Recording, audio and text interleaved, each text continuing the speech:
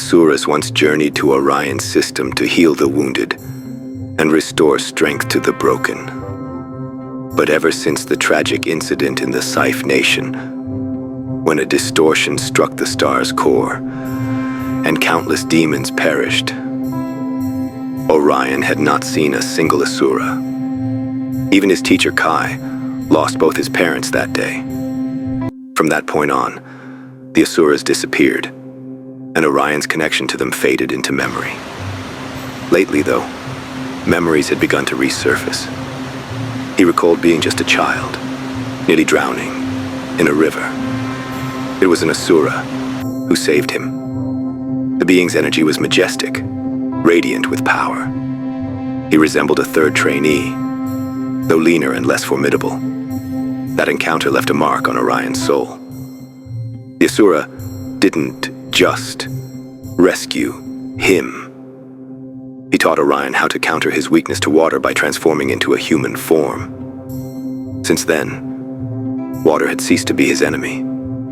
Orion never told anyone about that day.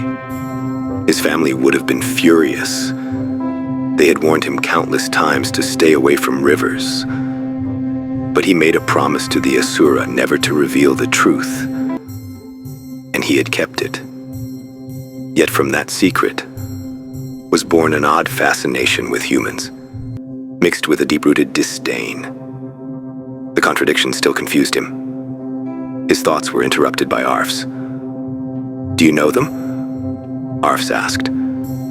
He paused, then added, "The two assistants with Bench.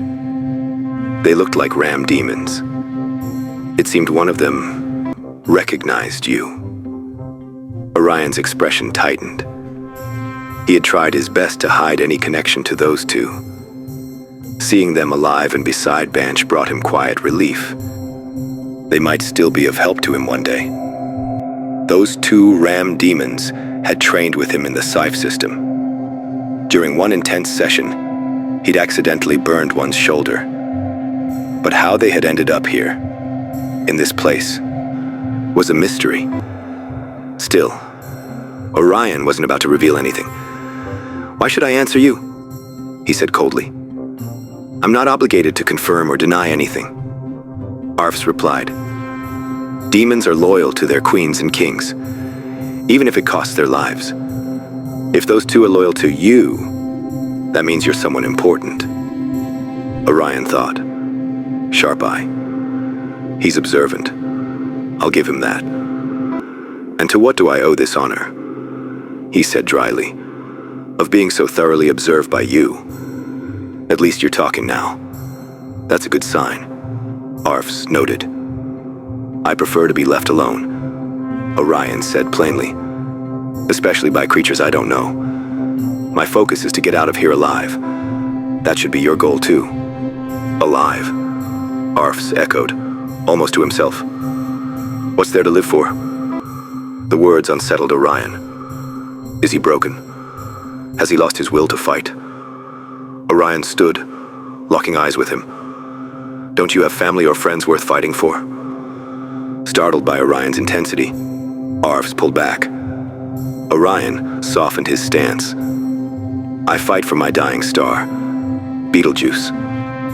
My entire life revolves around that purpose." He turned away, then added, "You might think your nation suffered, but you're not alone." Arfs stared at him and asked, "What's it like to have a friend?" The question hit Orion harder than expected. He couldn't answer. He had always been surrounded by support, by warmth. Even in his darkest days, someone was always there to help him rise again. He fought to grow stronger, not just for himself, but for those who believed in him. As he struggled for words, he noticed the iron chain around Arf's ankle.